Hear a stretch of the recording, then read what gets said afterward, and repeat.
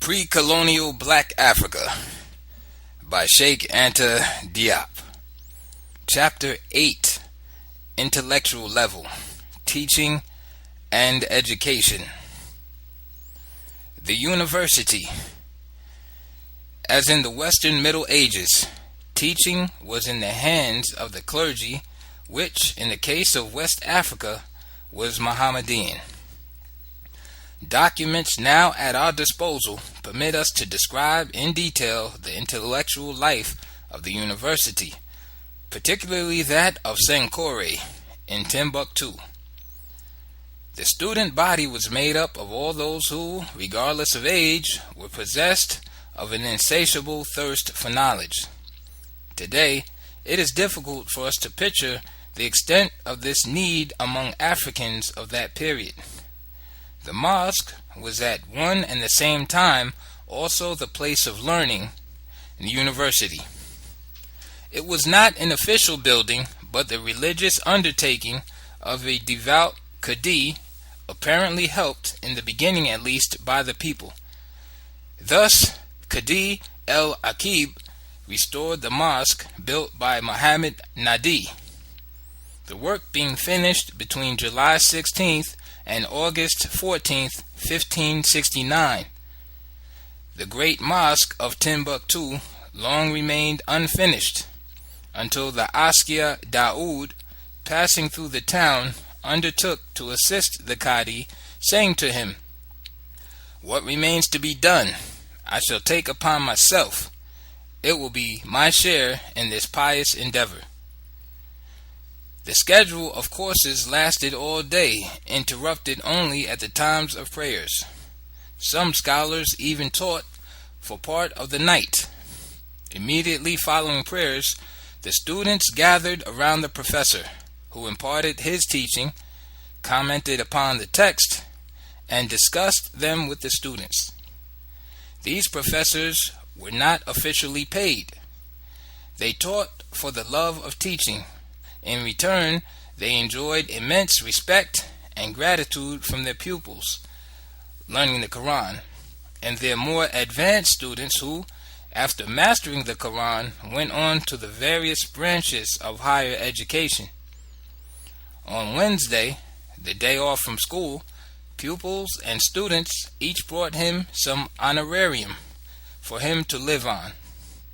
According to Kati, in Timbuktu, there were 150 to 180 Quran schools, and a professor such as one Ali Takaria each Wednesday received apparently 1,725 cowries. Each of his students brought him 5 to 10 cowries. The pupils of the Quran were also obliged to bring the wood for the fire around which the class met in the evening and at dawn. Teaching method. The current teaching method was scholastic. The discussions carried on in those days about the text might appear to us today as useless quibbling. Such was not the case. The grammar method then in use, which consisted in making clear the grammatical significance of the text, was so revolutionary that for a long time it was considered suspect in Europe. The attempt to grasp the exact sense of a text and to stick to it, whether one realized it or not, meant ridding it of its mystical, revealed aspect and reducing it to the dimensions of a profane vocabulary. Therefore, for a long time, many exegetists avoided applying such a method to the Bible. In Africa, the language of higher education was Arabic, as was Latin for Europe of the same period. The Quran was the equivalent of the Bible. It was the principal text to be studied, the one from which all others derived. It contained the sum of all that existed, past, present, future, the whole universe. It was thus necessarily laconic and dense. So short a text to cover so many things. The commentary, the learned explanation, was thus imperative in the very first place. The place given to explication of the Quran within the educational programs is thus easily understood. The program. But what actually was the program? Recollection of the 7 arts never altogether vanquished in Europe, but it was the Arabs who introduced the Aristotelian text to it, well before the Crusaders' contact with Byzantium. They introduced the same text into Black Africa in the same period. The trivium, i.e., the study of grammar, Aristotelian logic, quote, formal logic, grammatical logic, unquote, and rhetoric, was on the list of subjects taught, as shown in the Tariq-es-Sudan. Chapter 10 of that work gives the biographies of 17 scholars of Timbuktu, indicating all the subjects they had mastered. Almost all of them were dialecticians, rhetoricians, jurists, etc., who, in addition, had written works mentioned by title, but for the most part not yet recovered. One of them, the famous Ahmed Baba, is said to have left more than 700 works. Each one of them had an immense library, also lost to us today. The intellectual tradition was already well established at the time of Sadi, 16th century. About Muhammad bin Mahmud, he writes, quote, he made a commentary of El-Moghili's poem in Regez on logic. My father studied rhetoric and logic under him. He died in the month of Safar in 973, brackets, September 1565, close brackets, end quote. Sadi himself studied all these subjects and commented on several texts. He was the pupil of an inhabitant of Timbuktu, a scholar of Uankori origin, by the name of Muhammad bin Mahmud bin Abu Bekr. In a word, he was my professor, my master, and no one was more useful to me, whether directly or through his writings. He awarded me graduate diplomas written in his own hand, covering the subjects he had taught according to his own or someone else's methods. I sent him a certain number of my works. He wrote on them annotations quite flattering to me. He even reproduced the results of some of my research, and I heard him quote some of them in his lectures, thus displaying his impartiality, his modesty, and his respect for the truth in all circumstances. He was with us at the time of our misfortune. Awarding of diplomas. That text informs us of the existence of diplomas, the manner in which they were awarded. The same is that of Europe of that period, their individual character. A diploma was for a long time nothing more than a certificate of conscientiously completed study.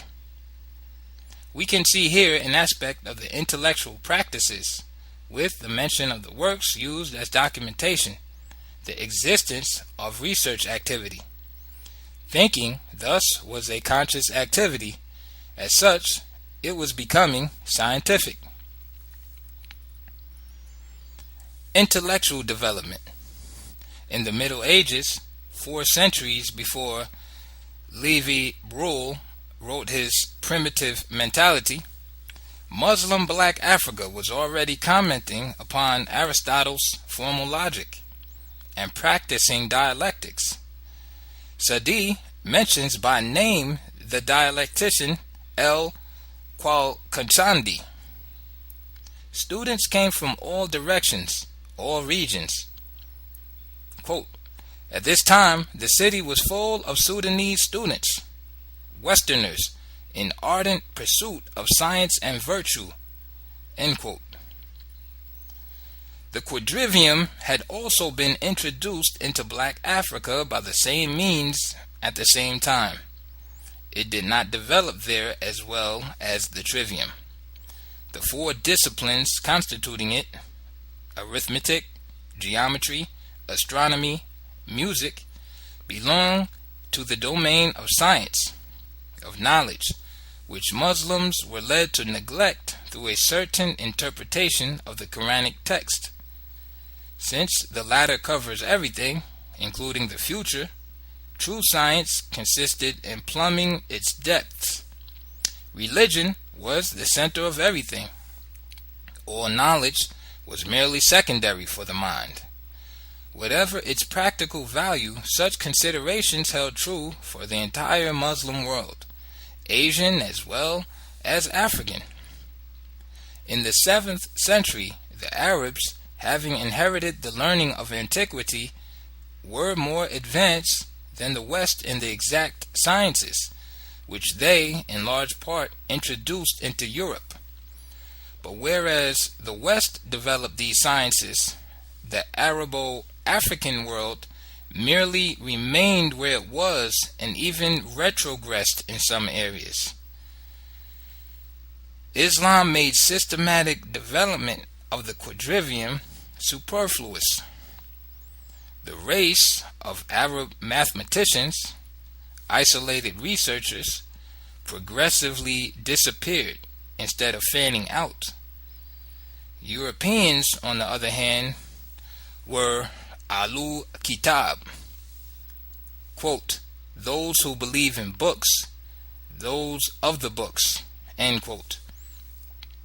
Those who believe that solutions to all profane problems are to be found in nature and systematically devote themselves to this relatively vain pursuit. This situation has continued to our own day. My previously mentioned uncle boasted of being one of the few to have some knowledge of astronomy. To be interested in this realm of knowledge, considered vain because not leading directly to God. Yet a certain kind of scholasticism sees everything deriving from the divine unity, and should thus have led to the justification and revalorization of science. In the Muride community, the school at Guerde, a village in the Bayou under Professor Mbake Busso, taught mathematics, applied mechanics, some aspects of thermodynamics, steam engines, and especially the precise measurement of time, whatever the condition of the sky, this last activity being connected with the need to pray exactly on time. This school in the 1930s was well on the way to launching scientific research of the same quality as that which existed during the Renaissance, based exclusively on Arabic sources, without any direct influence from Europe. None of its members could either read or write French. Its astronomic knowledge was rather well developed because of the need to find the direction of Mecca by celestial observation, even beyond the familiar horizons. Yet it would be erroneous to suppose that its general level reached that of a class in elementary mathematics. Only the scientific character, the quality of thinking at the Guerde school, deserves our attention. Bachiru Mbake is today, in all probability, the marabout best versed in modern scientific movements. From our conversation in the summer of 1950, I learned that atomic physics is not beyond his ken. Sheikh Mbake is by far the one among all of them most extraordinarily open to philosophical thought. His double access to both French and Arabic has even permitted him to become acquainted with Marxism. Among the Tijanis, with whom I am less familiar, I believe Abdul Aziz, Amadou Sai, Mustafa Sai, Malik Sai, and the young Sheikh Tijani Sai are best developed in the areas of knowledge. The structure of Marabout society, its present-day customs and concerns are exactly the same as 400 years ago, as the Tariq-es-Sudan allows us to see. The Sudanese scholars of the African Middle Ages were of the same intellectual quality as their Arab colleagues. At times, they were even better. Thus, Abderrahman el-Tamimi, a native of the Hejaz, brought to Mali by Kankan Musa, was able to discover.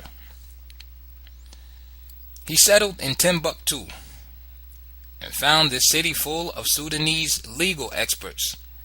As soon as he realized that they knew more than he in legal matters, he left for Fez, devoted himself to the study of the law there, then returned again to Timbuktu to settle here. The books by Kati and Sadi prove that historical consciousness existed in a very definite way, with a feeling for dating events very precisely. Kati went even further and expressed his fear of passing errors on to posterity. The Tariq-es-Sudan gives not only the year, month, and day, but even the hour whenever possible. Upon verification, these dates turn out to be exact in almost all cases. It was customary to work from documents, to quote earlier or contemporary authors, to build oneself immense libraries at the cost of sacrificing all other needs, and to write books oneself. Kati commented at length on a mutilated safe conduct, considered to be a document. The writings of Kalima Diakité, a scholar at the court of Lat Dior, circa 1858, Amadou Bamba, El Hajj Malik Sai, Musa Ka et al. Are merely the continuation in our own age of this powerful intellectual movement of earlier centuries. Writing was done on paper, and calligraphy became an art, as in Europe in the Middle Ages. He, Askia Daoud, was the first to order the building of libraries. He employed scribes to copy manuscripts, and he often made presents of these copies to the ulemas. Askia Kati's son tells of the beneficence of Askia Daoud toward his father. Quote, "Then he purchased for him this copy of the Kamus dictionary at a price of 80 mitkals." End quote. The author of the Tariq-es-Sudan and other scholars of the period wrote, as we can see from the above, several other works, of which all traces have been lost. Also lost were the judicial and administrative archives. Assistants of Qadis kept minutes of the sessions, but tons of documents have disappeared. It may be that those manuscripts, of which students of the time made several copies, now lie dormant among the remains of forgotten hereditary libraries in the Sudan. It was in just such circumstances that the Tariq-es-Sudan and the Tariq-el-Fatat were discovered. So it is worthwhile to keep looking for such documents in the archives and libraries of North Africa, Spain, Portugal, Egypt, Baghdad, and perhaps even in Chinese annals. Our Arab scholars have their work cut out for them. They can already work on the manuscripts discovered by M. Guerincourt, concerning the history of Black Africa. These are the 300 items lying dormant at the Institute since 1900, for one of a translator. If Sa'di is to be believed, the intellectual tradition covered an enormous period, the extent of which we do not know today. After having shown that the ancients were in the habit of writing down historical events and transmitting them to future generations, he even stresses a kind of retrogression of learning in his own time, 16th, 17th centuries. The generation which followed did not have the same concerns. None of its members attempted to follow the example of the past generation. There was no longer anyone with the noble determination to get to know the great men of the world, or, if there were some individuals consumed with this curiosity, they were very few in number. From then on, there remained only vulgar minds given over to hatred, envy, and discord, who took an interest only in things which did not concern them: gossip, slander, calumny of one's neighbors, all those things which are the source of the worst of our troubles. The author then takes up the analysis of the collapse of historical science in the Sudan.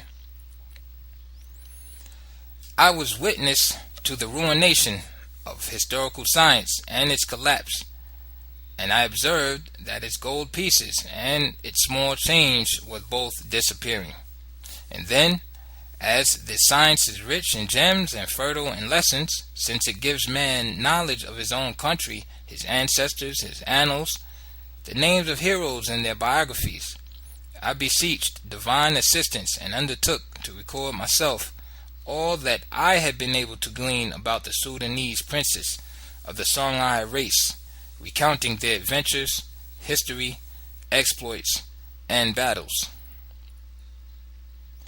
These texts, written by a black scholar in the 17th century, permit us to form an exact picture of the intellectual level of the African elite of the period and their scientific and ethical aspirations.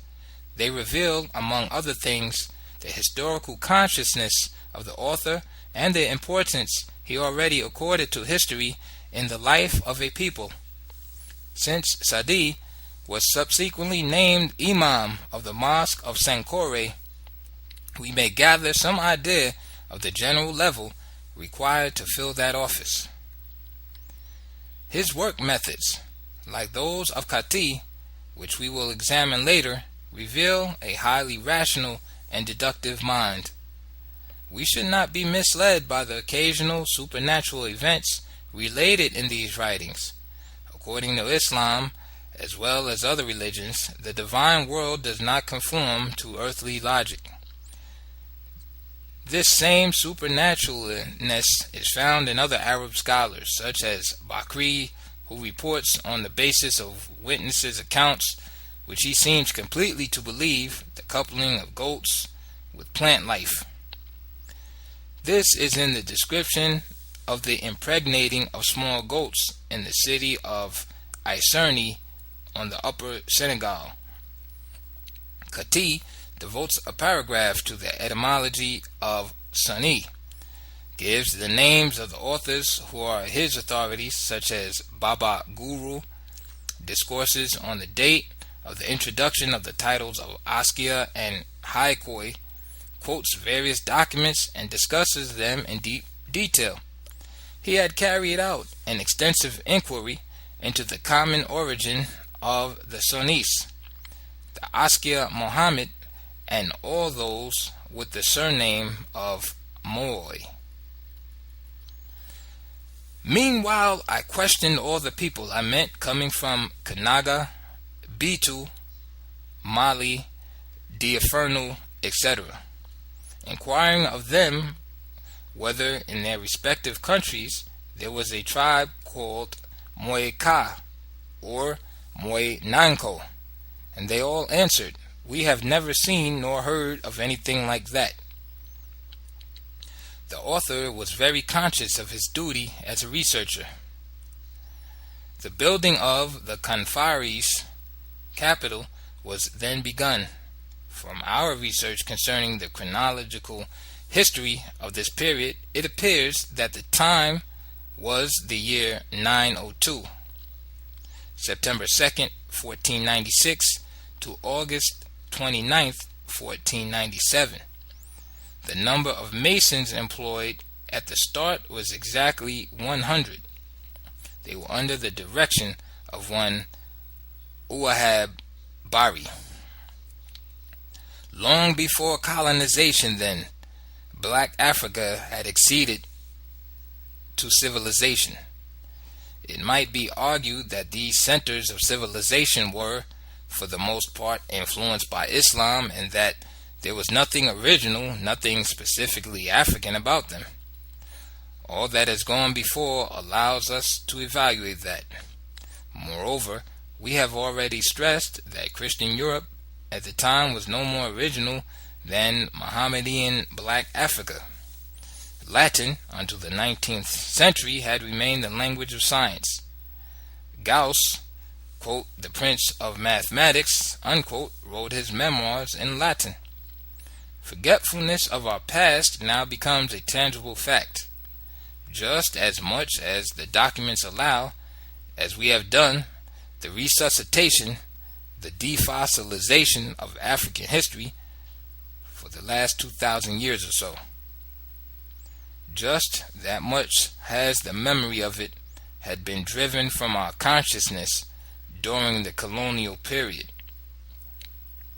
Alongside Islamized Sudan, in the region of Benin, another strictly traditional center of civilization shone with incomparable brilliance, one can say, without exaggeration, that the realistic art of Ife and the Benin, with its harmonious proportions, its balance, its serenity that makes one think of certain Greek works of the 6th century, represents African sculptural classicism.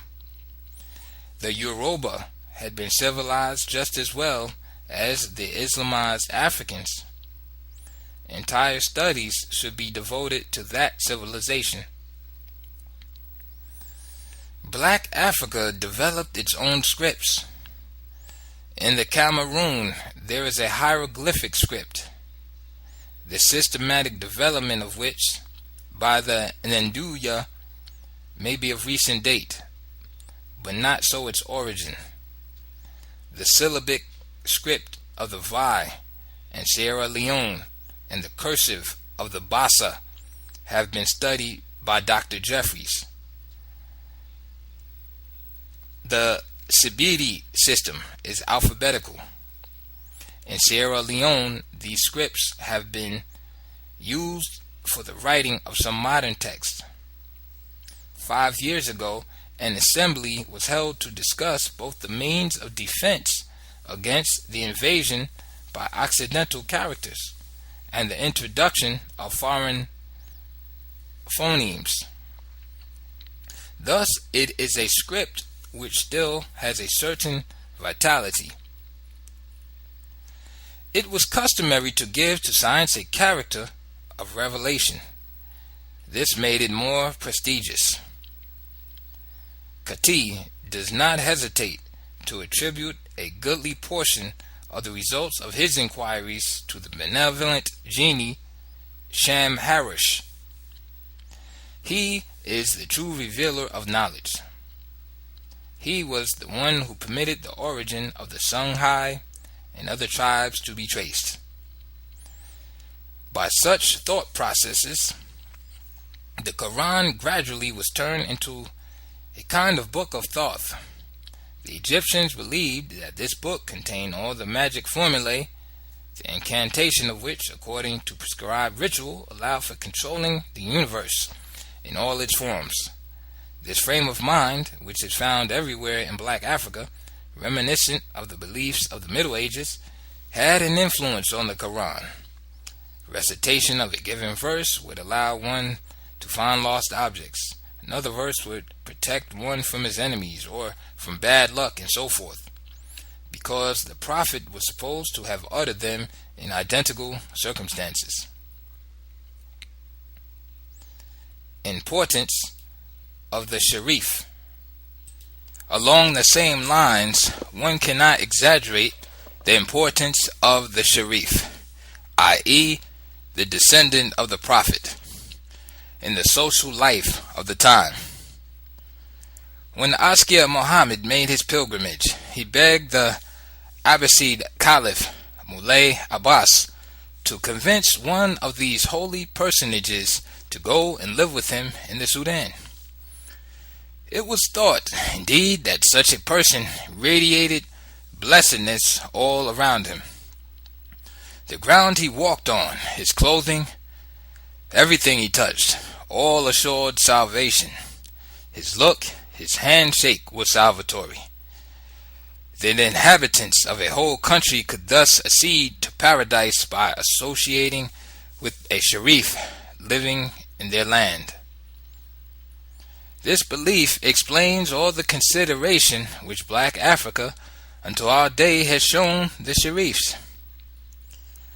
Not only were they exempt from all the duties of citizenship, taxes, etc., but they received gifts of impressive value.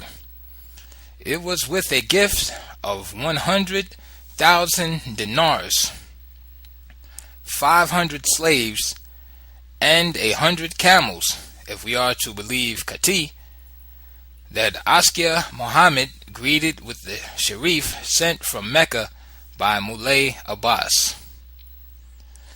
The latter did not hesitate to decree in a letter all sorts of administrative exemptions for the Sharif as preconditions for his journey. Immediately upon receipt of this message, the Askia compiled by having his secretary, Ali bin Abdallah, draw up on the spot an edict granting all these privileges throughout the whole country, which he gave to his distinguished guests. These advantages, due to being descendants of the Prophet, especially in Black Africa, are the reason that most Arabs, even Muslim Berbers of Mauritania, invent out of whole cloth Sharifian family trees in black lands where checking on their authenticity is virtually impossible. The offspring they leave here and there in large measure explain the claims of certain Africans of more or less mixed ancestry that they are of Sharifian origin. From 400 years ago, the time of Kati and Sadi, to this day, the situation has remained unchanged. The Sharifs, in order to hold and increase their prestige, make consummate use of drugs, opium and hashish, which they discreetly mix with tobacco for smoking or give to their followers, the talibs, to chew. This gives rise to wonderful visions. The believer who comes back to his senses when the effects of the drug wear off is thus convinced that the gates of heaven were open to him for a moment, and that he was thus miraculously, divinely transported to paradise. Such practices in those days were in common use throughout the religious Orient. Askia Muhammad fell victim to them as soon as the holy personages he had so loudly called for arrived. All others were excluded so that the two men might meet tete-a-tete, after which the Askia reported, quote, "I saw the entire world as if transformed into a mass of water. The stars seemed to come from this water and rise toward the heavens, and birds appeared to converge around me and kill one another off." End quote.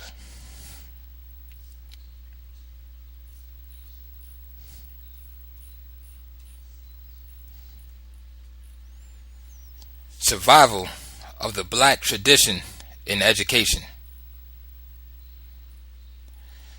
It is now time to examine what parts of traditional education survived the experience of Islam.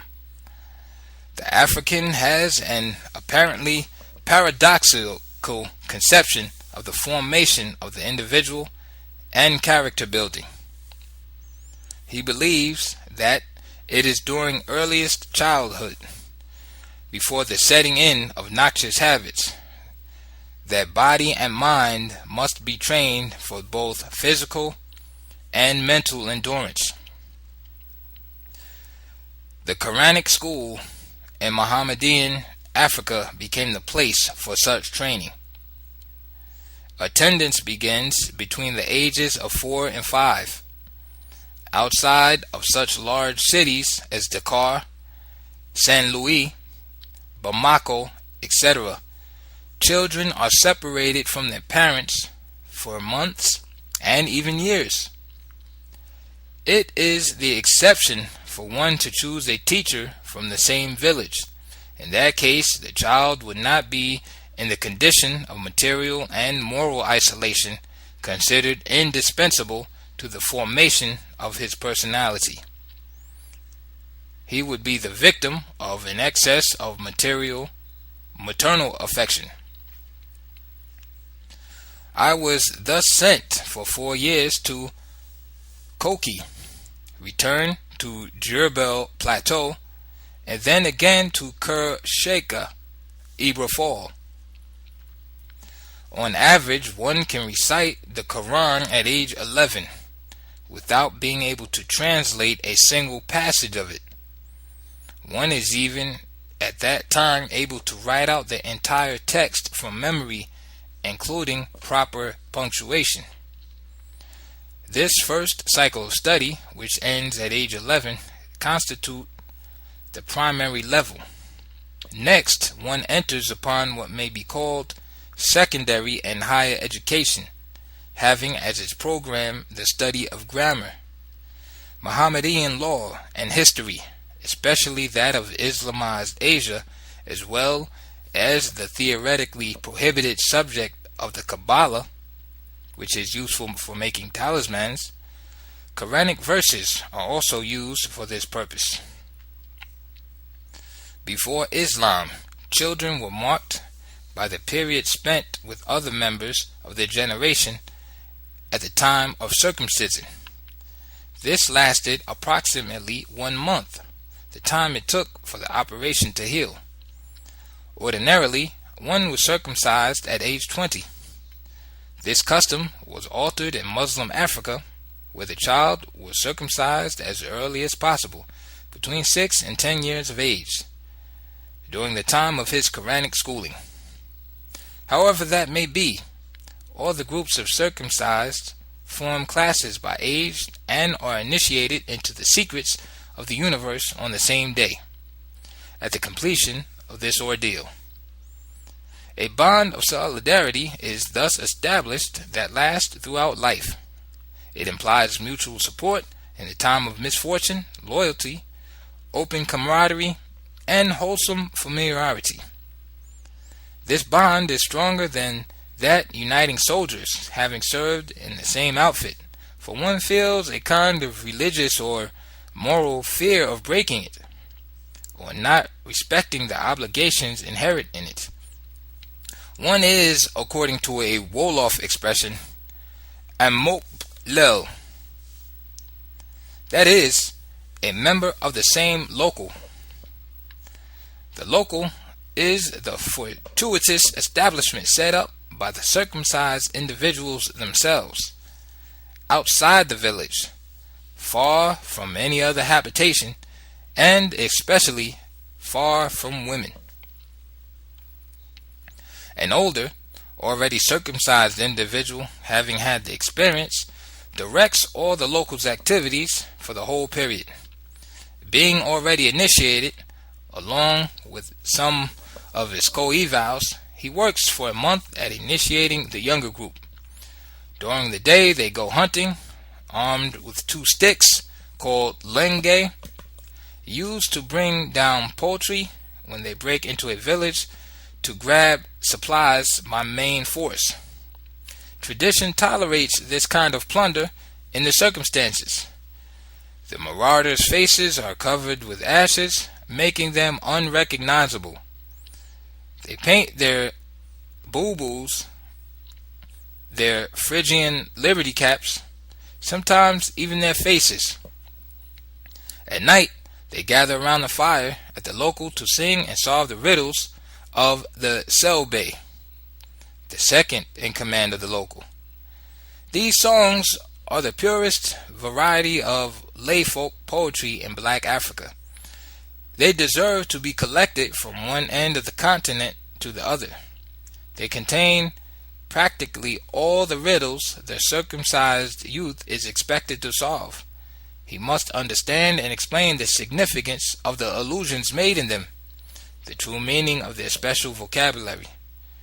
By the training the circumcised lad is given, the discipline to which he is subjected, the local is, in more than one way, reminiscent of the army barracks. It puts the final touches to his education, is his rite of passage to maturity, and his entry into the city, in the sense of that term in antiquity. There is a tendency in Muslim Africa to neglect physical education, especially among the clergy. This is not a new situation. Sadi had emphasized its drawbacks. When the scholars of Timbuktu, fleeing Sani Ali, wanted to go on camelback to Biru or Alata, they had the greatest difficulty in remaining on their mounts, for they were so weak and emaciated, so unaccustomed to physical exertion.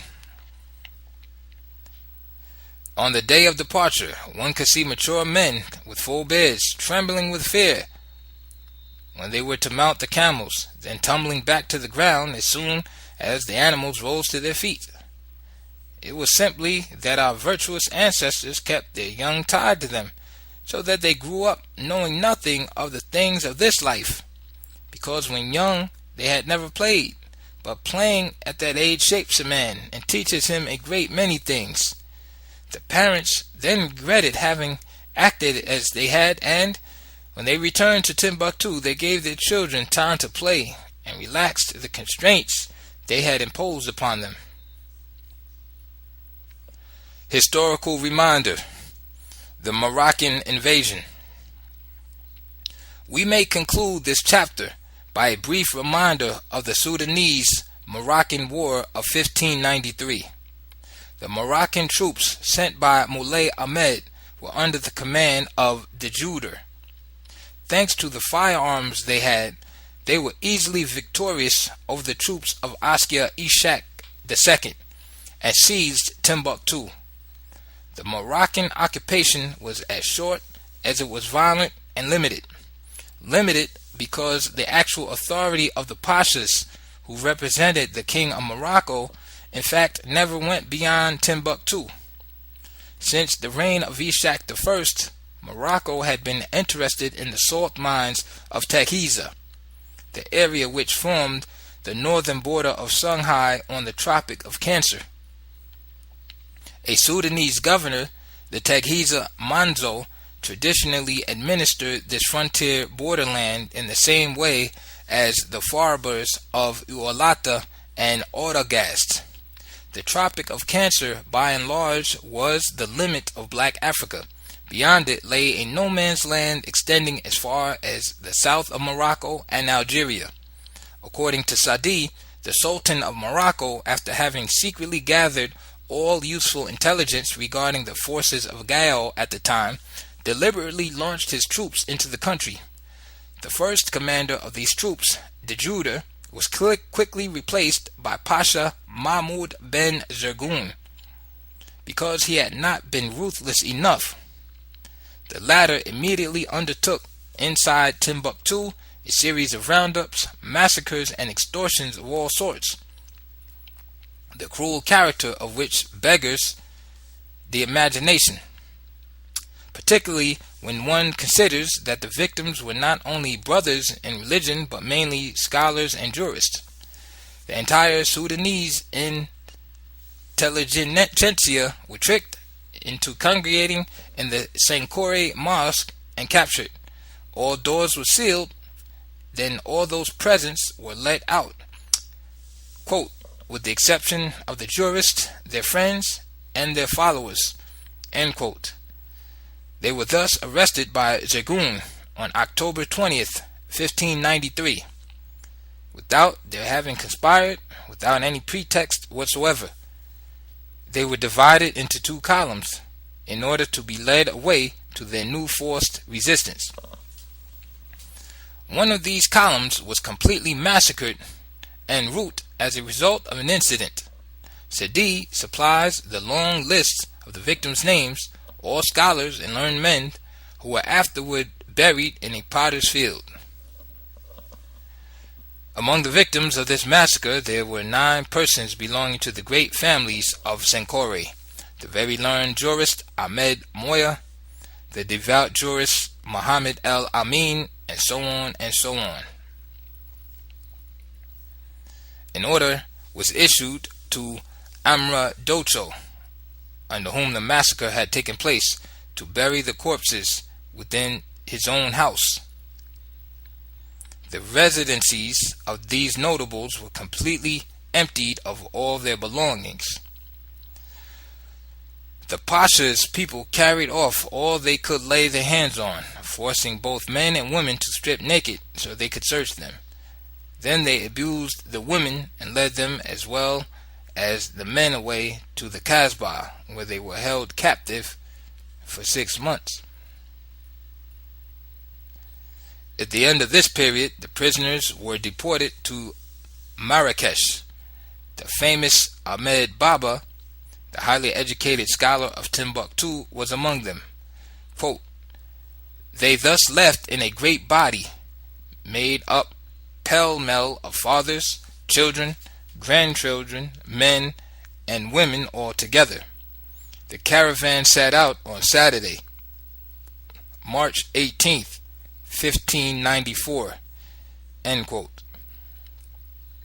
Zergun was later to be disgraced for having given the Sultan only 100,000 mitkals out of the immense booty he had extorted from the Sudanese. Meanwhile, national resistance began to organize around Askia Nur, who had not accepted Moroccan domination. All the inhabitants of the Gaal region followed him south to the land of Dendai. For 2 years he harassed the Moroccan troops, at times inflicting bloody defeats on them despite the inequality of arms between them. During one encounter, Pasha Zergun was killed, his head cut off and sent to Askia Naou. The Moroccans attempted to set up as Askia an individual favorable to them, Seliman, but he was never accepted by the people. Shah Makai studied the military tactics of the Arabs, which at the time were copied from those of the Turks. He then joined the resistance movement, harassed the Moroccan troops, and caused them great losses. It is impossible to describe all the dramatic turns of this atrocious war waged by Morocco against Black Africa. Our quotation on page 195 gives an idea of the extent of the desolation, poverty, and ruin into which the country had fallen. People were even reduced to eating human flesh, as had occurred during the 100 Years' War in Europe. Plague ravaged the land as a result of a breakdown of hygiene. Kati and Sadi agree in situating at this time the corruption of morals and especially the introduction of sodomy into Black Africa. One could not completely enumerate all the evils and losses suffered by Timbuktu through the installation of the Moroccans within its walls. One could never exhaust the list of atrocities and excesses they committed there. In order to build boats, they ripped the doors off houses and chopped down the city's trees. Moroccan authority rapidly waned. The pashas, who were obeyed less and less even in Timbuktu, tried to distance themselves from the Sultan and became local pseudo-chiefs. The Moroccan army, some of whose members were Spanish mercenaries, left in Sudan what were called armas. These were the half-breeds of Timbuktu, born of the occupation. The last of the pashas were chosen from among them. It is out of concern for historical truth that we today recall these painful events. End of chapter 8. Pre-Colonial Black Africa by Sheikh Anta Diop. Chapter 9. Technical Level. This chapter deals with the creation and development of techniques in pre-colonial Africa. From this viewpoint, architecture assumes special importance, judging from the remains of it found on the continent. Architecture in Nilotic Sudan. According to all the documents currently available to us, the Sudan was one of the earliest civilizations in Black Africa. It was the Ethiopia of antiquity. Present-day Ethiopia was merely an eastern province which was not separated from it until well after the Ptolemaic era in Egypt. The discovery of the ancient capital of Meroe by Calyod, following the information given by Herodotus and Diodorus Siculus, has allowed unearthing of the sub-foundations of several ancient structures. Lepsius later discovered the foundation of an astronomical observatory there. On the walls of this edifice was found a scene representing persons operating an instrument which it might not be inappropriate to call an astrolabe. There was also found a series of numerical equations relating to astronomic events which occurred 2 centuries BC. Still standing around the capital are 84 pyramids, which, like those in Egypt, were royal sepulchres. Also some temples, such as the one at Semna. Architecture in Zimbabwe. In the Zambezi River basin of Zimbabwe, formerly Rhodesia, monumental ruins, today fallen into disuse, cover a surface practically as large as France. They are almost cyclopean structures, with walls several meters thick, 5 at the base, 3 at the top, and 9 meters in height. Edifices of all types are to be found there, from the royal palace, the temple, and the military fortification to the private villa of a notable. The walls are of granite masonry. De Pedros, quoting Miss Catan Thompson, cites an opinion according to which these remains might be attributed to the present-day Bavenda tribe of South Africa for the following reasons. The peoples proved that they knew the uses of stone, as evidenced by the Dzata ruins left by them in Zimbabwe.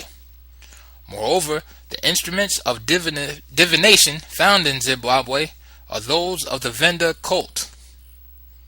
In any case, the notion of attributing these ruins to a non-African, non-black people, Persians, Arabs, Phoenicians, or Israelites, King Solomon's mines, is once and for all invalidated. All of the digs carried out so far at the site have indeed yielded only Bantu-type skeletons. It may be that these peoples found it necessary to build systems of defense against Oriental enemies coming from Asia via the Indian Ocean. McIver's conclusions on the Neekirk ruins are that, quote, they were inhabited by a people who must have lived in perpetual apprehension of attack and therefore protected themselves behind one of the vastest series of entrenchment lines to be found anywhere in the world. End quote. Architecture in Ghana and the Niger Bend. It will be remembered that, according to Idrisi, the Emperor of Ghana lived in a stone-fortified castle equipped with glass windows and adorned inside with sculptures and paintings. It is said to have been built in 1116. The other houses in the capital were of stone, with beams of acacia. They were, according to all appearances, the homes of the notables. Those of the common people were clay huts covered with straw roofs. On these last points, Bakri's testimony is confirmed by that of Idrisi.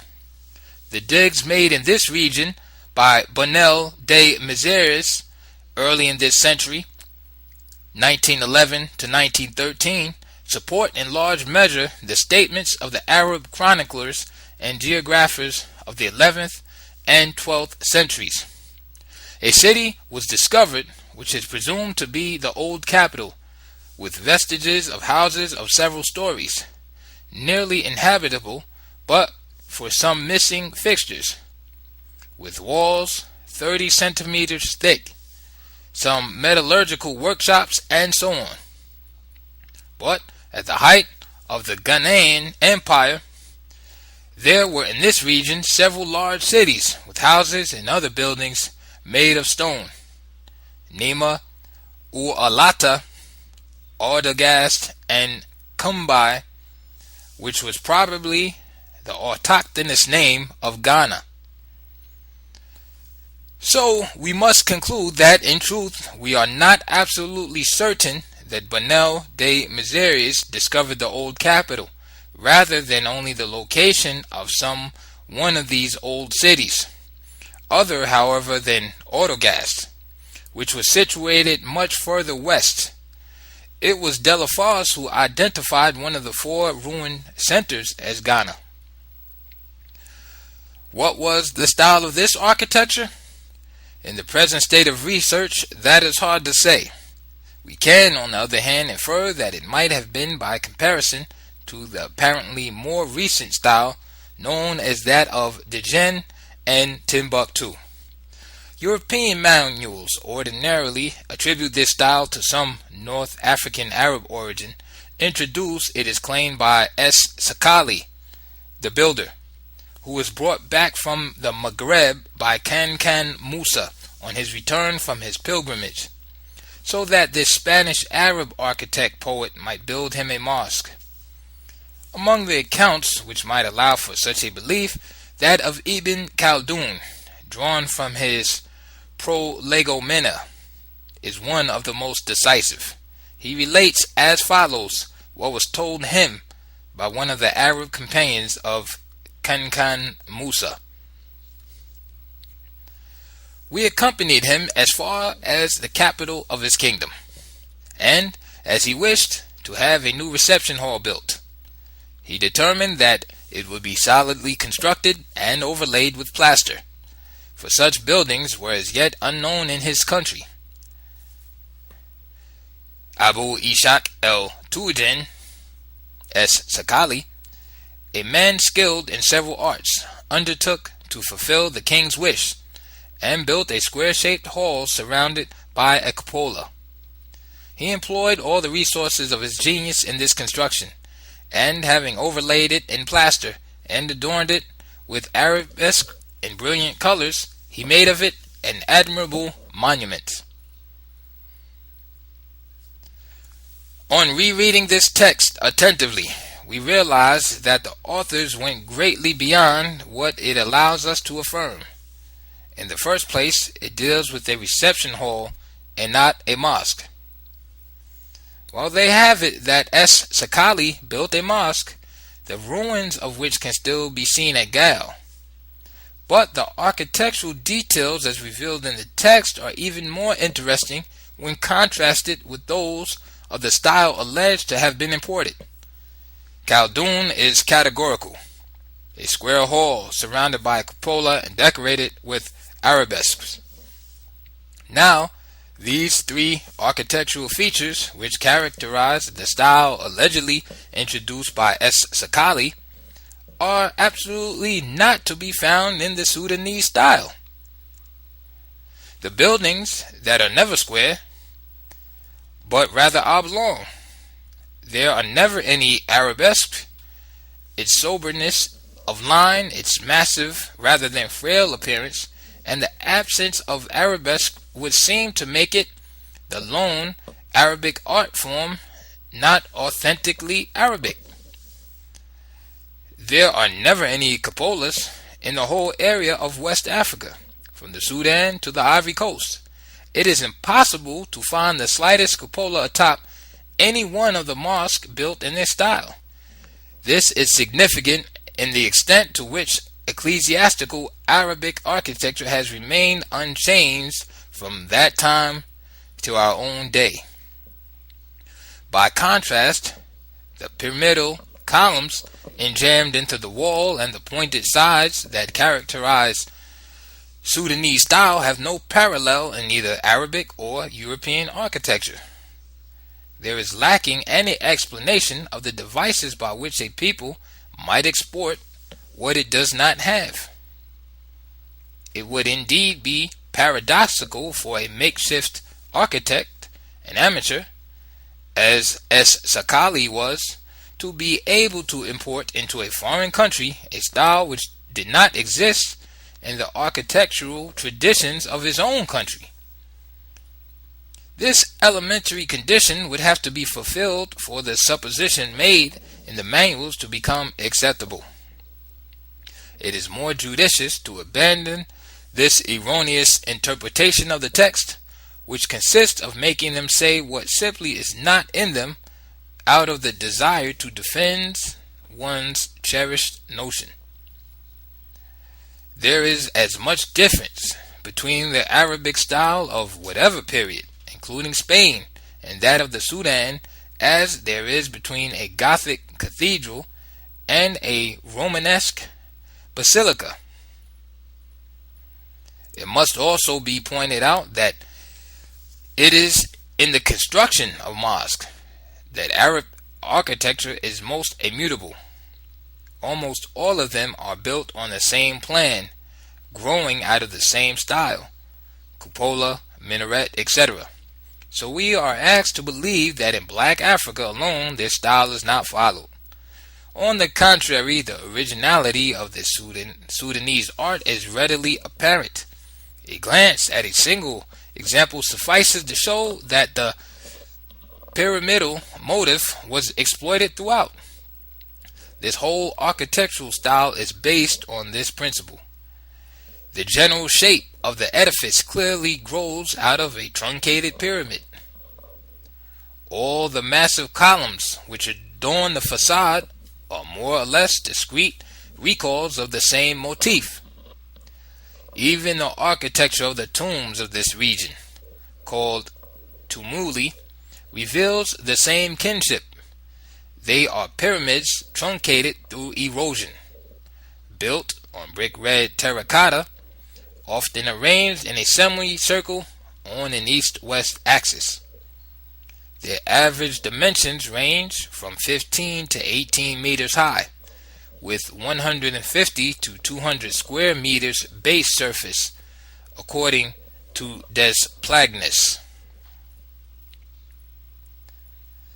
These tumuli are particularly numerous in the lake region, comprised between the cheerless dunes surrounding Timbuktu to the east and the great grazing plains fertilized by Lake Debo to the west.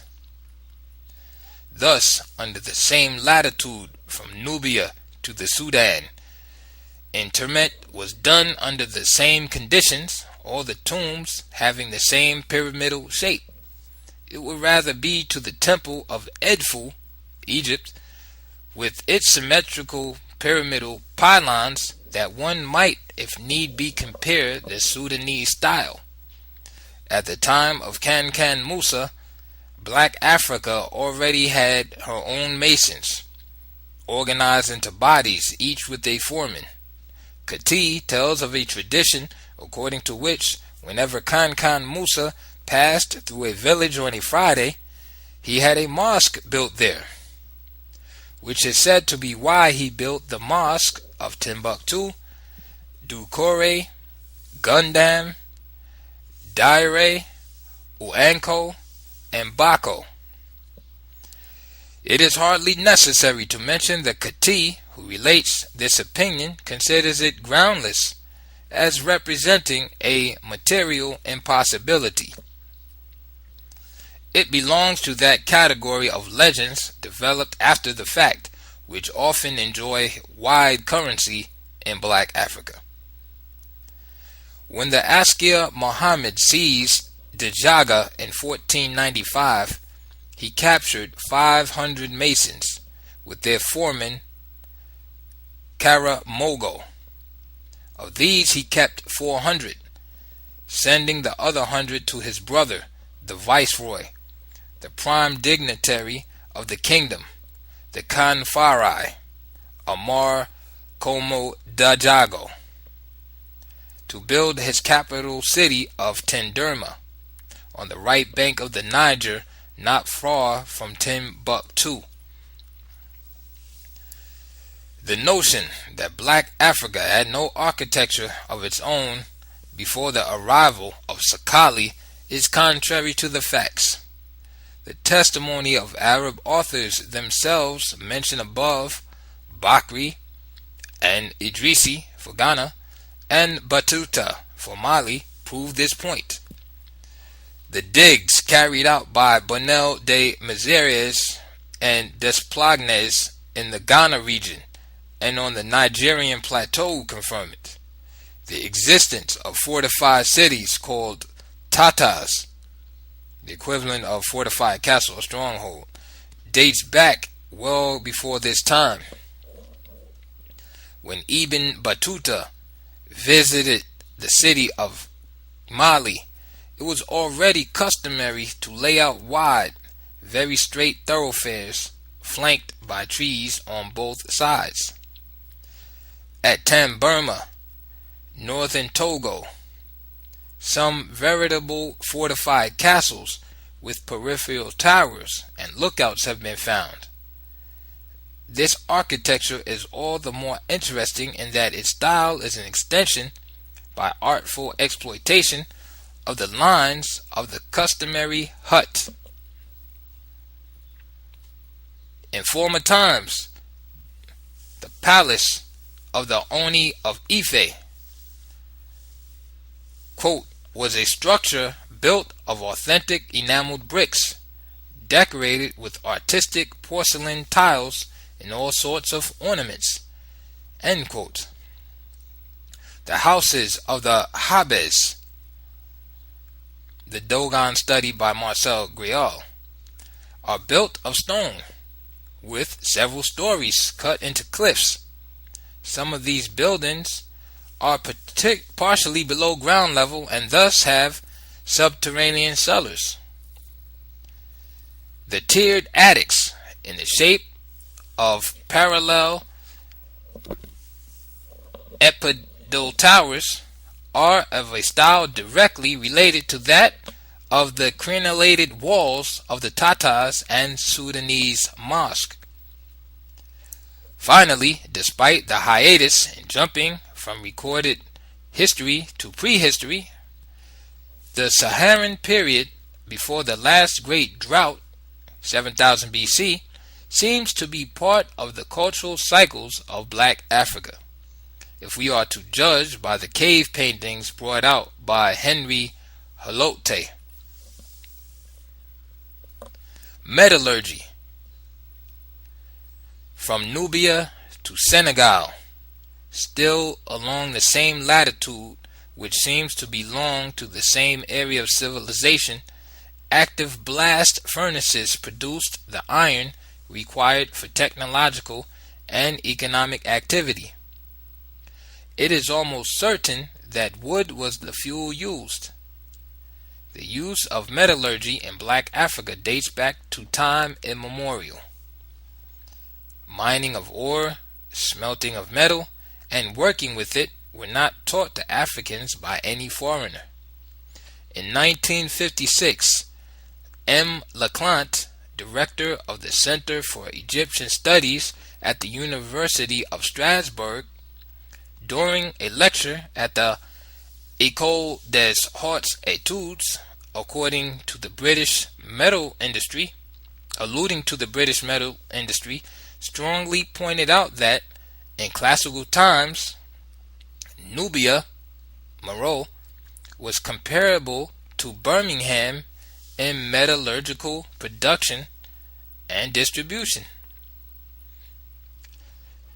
Today, the blast furnaces of the Baya, Duru, Namche, Techamba, Wute, Margi, Bata, Dama, etc. are still in operation.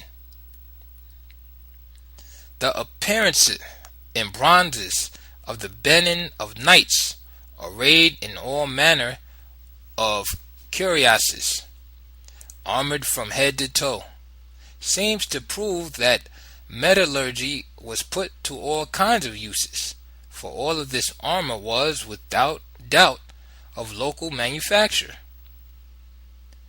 Beginning at an early period, in view of the climate, every effort was made to manufacture these items in a material other than iron, while retaining the same shape, provided, of course, that they would be sufficiently protective. That is why this armor ended up in the final period of Benin history appearing to be purely decorative items.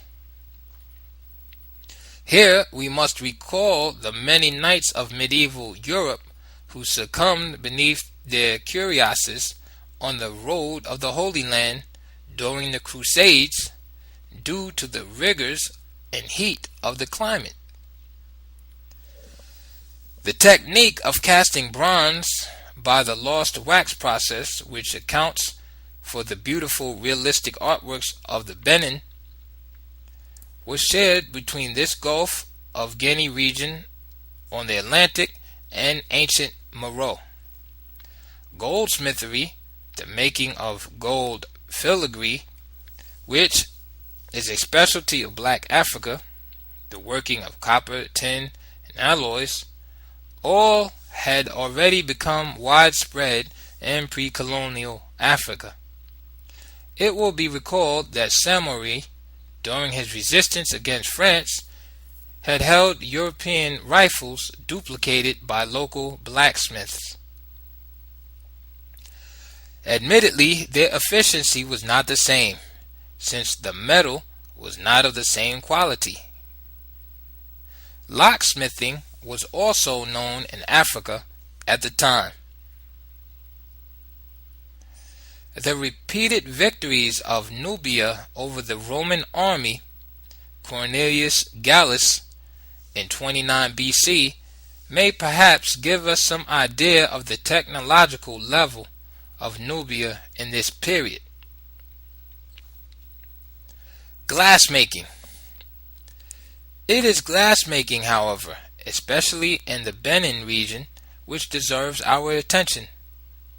On the one hand, because it is least expected, and on the other, because it had already at that time attained a semi-industrial stage, the workers having organized into veritable guilds with community workshops, refectories, and dormitories. This industry has survived to this day, and the Nigerians often utilize as raw material no longer sand but shards of bottles and glasses, which they blow or mold into various objects, beads, bracelets, etc.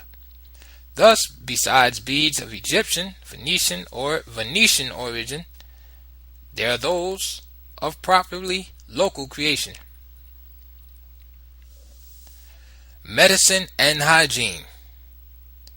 Empirical medicine was quite developed in Africa. Here, as in ancient Egypt, a family practiced a single branch of medicine on an hereditary basis. One was specialized in the eyes, the stomach, and so on.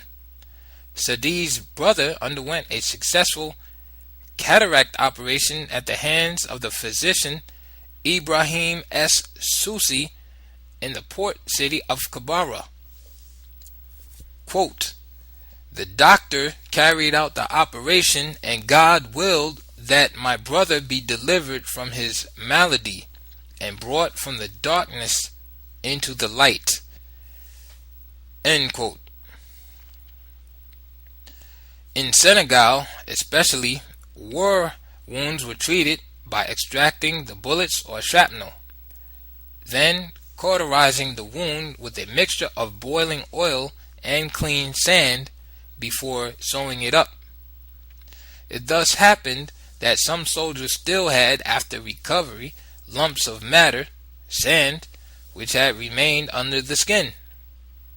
It seems no one ever thought of removing them. That peculiar process is called rukab in Wolof. Empirical toxicology was highly developed, whence the efficacy of the poison arrows used in warfare. They were covered with snake venom or the sap of poisonous plants. The use of soap, connected with the rise of urbanism, created a level of hygiene quite remarkable for the period. The soap was of local manufacture. A female slave freed by the Askia guaranteed him, as a sign of appreciation, 10 cakes of soap each year. Weaving. The treadle loom, a local invention, was known to Africa, as well as the European vertical loom. With them may be woven fairly narrow strips of fabric, variously decorated, which can then be assembled into loincloths or other articles of clothing. Cotton was the raw material, as well as a kind of wool in Sudan. Linen, silk, and broadcloth, from the time of Askia Bunkan on, were imported from Europe, but the native velvet of the Balubas was famous. Dressmaking, an ancillary trade, assumed capital importance, especially in Timbuktu, where, according to Kati, there were master tailors who employed in establishments known as tendi, 50, 70, or as many as 100 apprentices. This would seem to suggest that there was a certain concentration of the means of production, of which presently available documents do not allow us to measure the full scope. Agriculture. Cultivation of the soil was done either with the deramba, hoe, or with the hilaire, hand plow, in Senegal. The latter tool allowed one to till the soil while standing up, whereas with the deramba one had to bend over. Its use, therefore, was a great improvement in places where it was impractical to use a plow. It should be pointed out that the Egyptian plow and the African hoe are identical. All the Egyptians had to do was to attach a wooden crossbar perpendicularly to the shaft to accommodate a harness. The Egyptian plow is just an African hoe harnessed to an animal. In Black Africa, crop rotation, irrigation, and manuring of fields were all practiced. Crafts, basket weaving, ceramics, and dyeing were highly developed crafts. The same was true of shoemaking, thanks to plants such as the neneb, which could be used in tanning skins, particularly goat skins. These techniques, having been abundantly studied and described in manuals, we need not enlarge upon them here. Hunting. The hunting of the hippopotamus on the Senegal River deserves to be described. We can do so thanks to the testimony of Bakri. The hunters, bunched along the bank, were armed with short javelins having rings through which passed a long lanyard, the other end of which was attached to the hunter's wrist. They would patiently lie in wait for the animal. When its back came into view, all the converging javelins struck different parts of its body.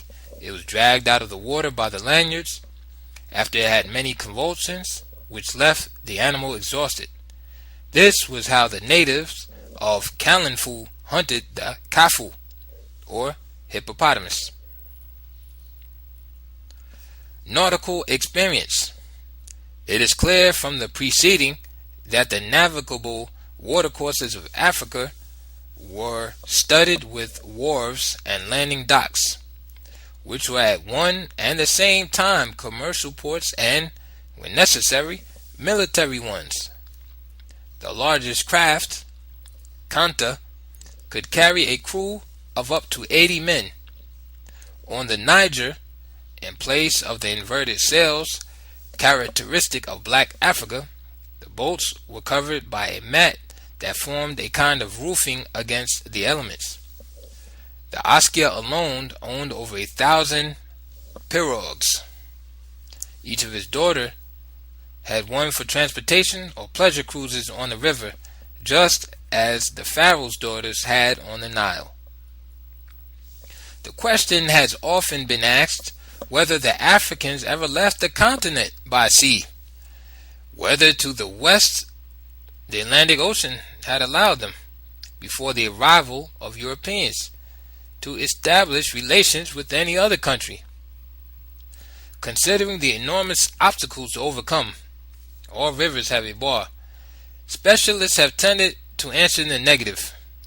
This is the point of view of Professor Theodore Monod. Yet it seems that the Arabic documents allow us to shed some light on the matter. Muhammad Hamadullah, quoting Ibn Fadala at Omari, shows that the emperor of Mali, Kankan Musa's predecessor, made 2 attempts at exploring the Atlantic. In the first, he equipped 200 ships for a 2-year stay at sea. Only one of the captains was able to return with his vessel. The recital of the catastrophe he gave the king, instead of discouraging him, prompted him to undertake a second expedition. He is then said to have equipped 2,000 ships, turned his throne over to Sultan Musa, and embarked with the fleet himself. This time nobody returned. The author of this study puts forward several arguments to demonstrate that this fleet, or perhaps another early one, must surely have reached America before Columbus. In the first place, not only did Columbus' crew say they had found blacks already there before them, but they even gave details of their lives. They stressed that the blacks often fought with the, quote, redskin, unquote, Indians. The same author reminds us, Christopher Columbus speaks of pirogues allegedly leaving from the coast of Guyana laden with merchandise and heading west. He also recounts the arrival of such vessels in the Americas. Jane, the translator of the Journal of Columbus's third voyage, writes, quote, and that he considered checking the veracity of what the Indians of Hispaniola, Haiti, said, that they had come to their island from the south, while the blacks had come from the southeast, and that they had javelins with tips made of a metal they called guanine. End quote. The pirogues actually seen by Christopher Columbus proved that the bars of the rivers had been crossed, that there were indeed pre-colonial maritime ports, and that the Atlantic was no wall to the blacks of West Africa. The author of the article goes further and attempts to establish that relations between Africa and pre-Columbian America were relatively constant. Such navigators taking to sea again from the Americas for the return voyage to Africa would have loaded provisions of New World origin, and of these items, the two that would keep the longest were sweet corn and tapioca. We thus have an explanation of the presence in Africa of two American foodstuffs before Columbus had ever made a voyage there. We might mention, without however being able to determine how early it began, that the blacks of the Petite Côte in Senegal traveled from Dakar to Mbour by coastal navigation on masted cutters of their own construction. One might also recall that it was on longboats very similar to these pirogues that the Vikings scanned the seas for centuries. With just such vessels they journeyed up the Seine as far as Paris, and went as far as North America before Christopher Columbus. The African vessels equipped with outriggers and therefore impossible to capsize were perfectly capable of venturing onto the high seas. Of course, there still remain many gaps to fill, but the above allows us a glimpse of the actual technical level of pre-colonial black Africa. But even now, what we do know may prove quite surprising, and we may close this chapter by meditating upon the following idea of M. Leroy Gourhan, which reads almost like a maxim.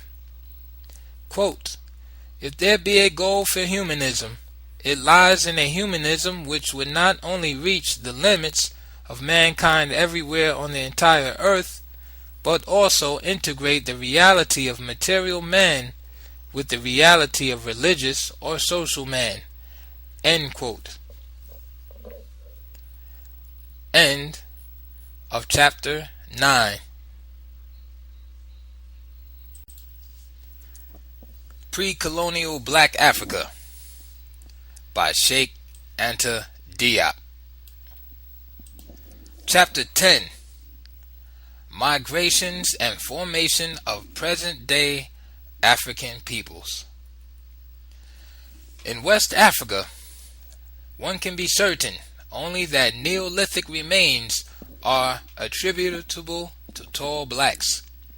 The Paleolithic are, generally speaking, of uncertain age. Some are found at Pita in Upper Ghana. The testimony of Herodotus about the expedition of the Nasamonians who left from Cyrenaica, and of Hanno and Ctesippus converges to prove that in the 15th century BC, on the whole, tall blacks had not yet peopled West Africa, despite the more or less enigmatic mention made by Hanno of, quote, Lixist interpreters, end quote. The whole continent at that time was partially peopled by pygmies, with the exception of a few places such as the Nile Basin. That is why archaeologists generally consider pygmies responsible for all Paleolithic traces found in West Africa, especially since they are usually just on the surface. Consequently, it is important to stress the fact that West African archaeology is rather special.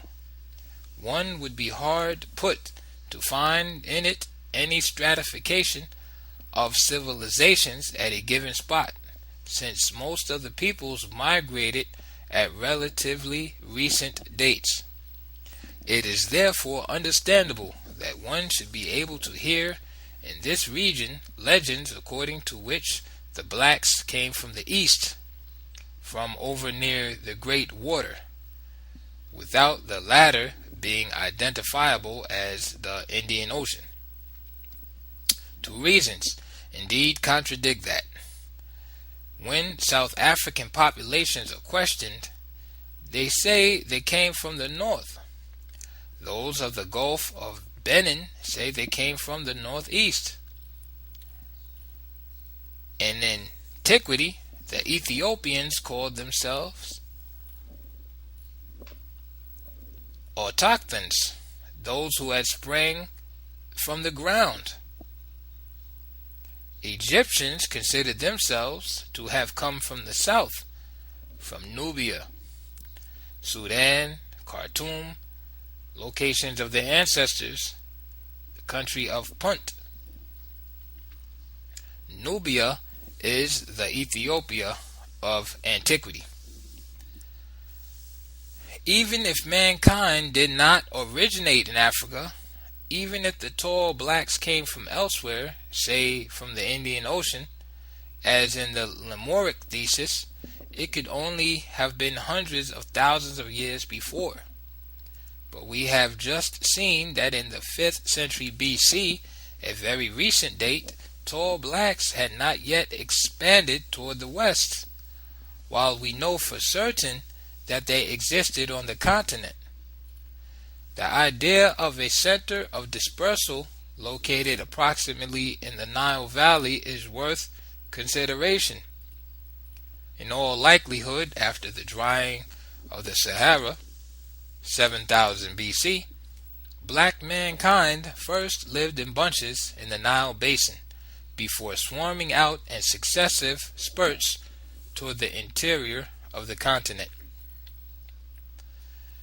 By an investigative method using linguistic, ethnological, and toponymic data, we will try to bring out in a practically certain manner the origins of the Leobe, Tukulor, Peul, Yoruba, Agni, Serer, and other peoples.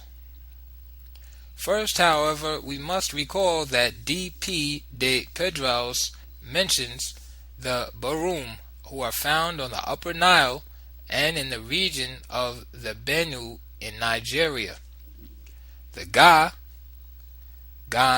Gang, who are found in the upper region of the Great Lakes, are present-day Ghana, Upper Volta, and in the Ivory Coast. The Gule, or Gula, on the Upper Nile, and the Chari. The Kara are a nucleus living at the borders of Sudan, Khartoum, and Upper Ubangi. The Kare are near Lagone. The Kare in the northeast of Nigeria, their name being nothing more than the doubling of Kare, which is made up of Ka plus Re or Ka plus Ra, two Egyptian ontological notions which we will analyze below. The Kipsigi or Kapsigi are in the region of the Great Lakes and North Cameroon. The Kisai northeast of Lake Nyassa and in the forest of Upper Guyana. The Kundu in the former Belgian Congo, Lake Leopold, and the southern Cameroon at the estuary of the Wuori. The Laka live among the Nuer of the Upper Nile and the Sara of the Lagone and northern Cameroon. The Makua on the Zambezi and in the Cameroon. The Sango northeast of the Nyassa and on the banks of the Umbangai. The Samba or Sambwa in the region of the Great Lakes and northern Dahomey. One could extend this list and thus localize in the Nile Valley, coming from the Great Lakes, the primitive cradle of all the black peoples today living dispersed at the various points of the continent. It must be recalled that Candace, the name or rather the title of the queens of the Sudan, beginning with the time of Augustus Caesar, was also borne by the first kings of Kail or Gael, according to al-Bakri. They were called Kanda. The women of this region, according to the same author, in the 10th century wore wigs such as those worn in Egypt and Nubia. And in antiquity, there was a Nubian nome called Kail, the exact location of which has not yet been identified, according to Budge. The inhabitants of Upper Egypt were called Kau in the Egyptian tongue. We know that Gael is both an abbreviation and a deformation of the real name of that city, Kau. Inhabitants of the interior of Senegal even today have the name of Kayor Bao, which those of the coast, as in ancient Libya, are called Libu. They are the fishermen of the whole region of the Naye, coastal palm forest. In Old Egyptian, as today in Wolof, Kyle has the same meaning, high, and in both languages. Kau means inhabitants of high places or high plateaus. It can then be presumed that if present-day inhabitants of Kayor and Baal living on an absolutely flat plain still bear this name, it might be due to a geographical reminiscence explainable by migration, especially since between them and the coast, then and now, there were the Libu. It is likely that the populations who were forced to emigrate did not have time on the way to shed their habits. The inlanders, Kau, would have settled in the interior, and the coasters, Libau, on the coast. It may be recalled that until the 11th century, the capital of Songhai was Kukia, some 100 kilometers from Kaouga, Gao, in all of northern Senegal. The various villages one finds named Koki seem to be replicas of that ancient historical city on the Niger. The more likely, since the phenome O does not exist in Arabic, but must be translated U, barring some arbitrary convention. Yet the documents that today permit us to refer to the historical city of Kukia are all written in Arabic. Bakri says that Kau, or Gal, is the sound emitted by the royal tom-tom of that capital city. The Kayorians of Senegal also say that the diung of the damel, the royal drum, goes Gao. It would seem that we must conclude that we are dealing here with an oral etymology which does not exactly fit in with historical reality, to the extent that we find roots of the same word, beyond any possible doubt, right up into the valley of the Nile. Having made this recall, let us look at the origins of the principal peoples of West Africa. Origin of the Yoruba. According to J. Olumide Lucas, the Yoruba during antiquity lived in ancient Egypt before migrating to the Atlantic coast. He uses as demonstration the similarity or identity of languages, religious beliefs, customs, and names of persons, places, and things. Abundant proof of intimate connection between the ancient Egyptians and the Yoruba may be produced under this head. Most of the principal gods were well known at one time to the Yoruba.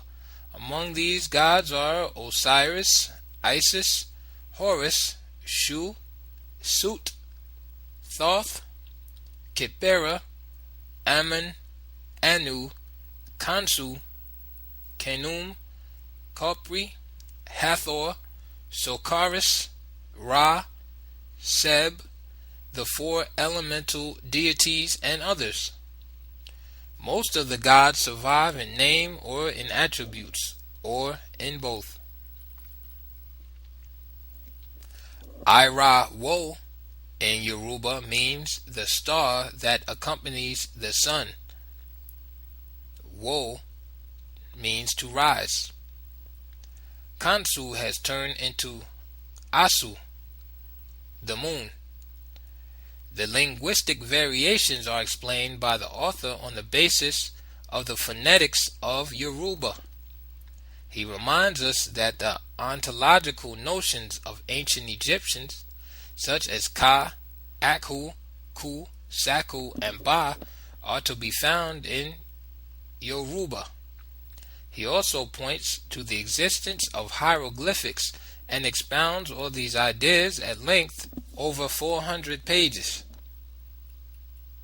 It may be pointed out that the quote, Pope end quote, of the Yoruba, the Ani, has the same title as Osiris, the Egyptian god, that there is a hill called Kuse near Ele Ife, and another of the same name in Nubia, near ancient Meroe, to the west of the Nile, in the very heart of the country of Kush. The name Kuso is repeated in Abyssinia. Origin of the Leobe. They would seem to be survivors of the legendary Sao people. As a matter of fact, what do we learn about the Sao from the Bornu manuscripts and the excavations of M. Luboff and my late professor Marcel Grial? These references tell us of the Sao that 1. Their name was Sael, So, or Sai. 2. They were giants. 3. They spent entire nights dancing. 4. They left innumerable terracotta figurines. And 5. These statuettes reveal an ethnic type with pear-shaped head. All 5 of these traits are found in the Leobe. Their sole totemic name is So, which has been mistaken for a Peul name. The only sacred object left them, the instrument which with they carve, is called a Sao Ta. They are all giants, the women averaging 6 feet in height, and the men 6 feet 6 or more, very easily. They have extraordinarily handsome limbs and are always built like athletes. Their skulls are pear-shaped, identical with those of the ethnic type seen on Sao statuettes.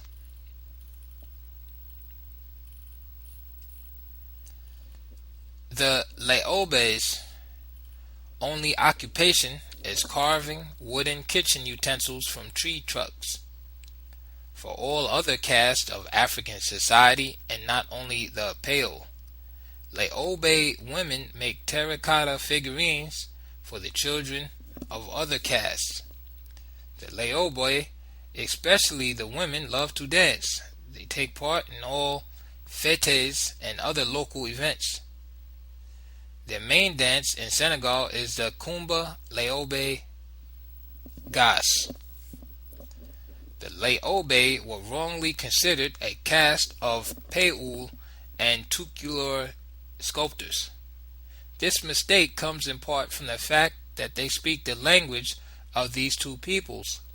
It has been overlooked that the Leobe are always bilingual, at least in Senegal.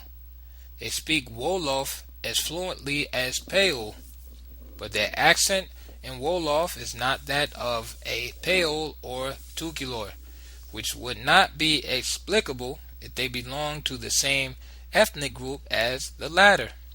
differing from them only in caste. The Laobe seem to be a people who have lost their culture and whose dispersed elements adapt according to circumstances by learning the languages of the regions in which they reside. The totemic names other than So, which they bear, reflect their mixture with the Pale, Tukulor, and other groups. The reverse is also true, and that explains why some Pale have the name of So alongside Ba and Ka. The Laobe live scattered over different villages in Senegal and elsewhere. They have no fixed dwellings. It is inaccurate to say that they inhabit the Fouta Toro in Senegal or the Fouta Djallon in Guinea, territories of the Tukulor and Pale. They form sporadic groupings within larger ethnic groups. The Laobe of Senegal can no longer pinpoint their original habitat. Their social organization has completely dissolved. They no longer have traditional chiefs. The most respected member of the group rides a mule, while donkeys are reserved for others. Thus, the case of Medsau Wediem, a very influential Laobe, but who could not properly be called a king. Moreover, he owed his influence mainly to his conversion to the Muridism of Amadou Bamba.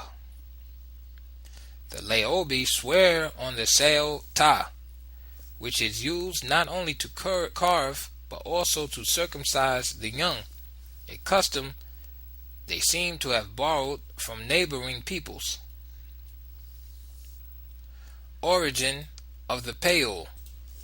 At first sight, one might believe that the Pale branch originally came from that part of West Africa where Semitic Moors and blacks long remained in contact.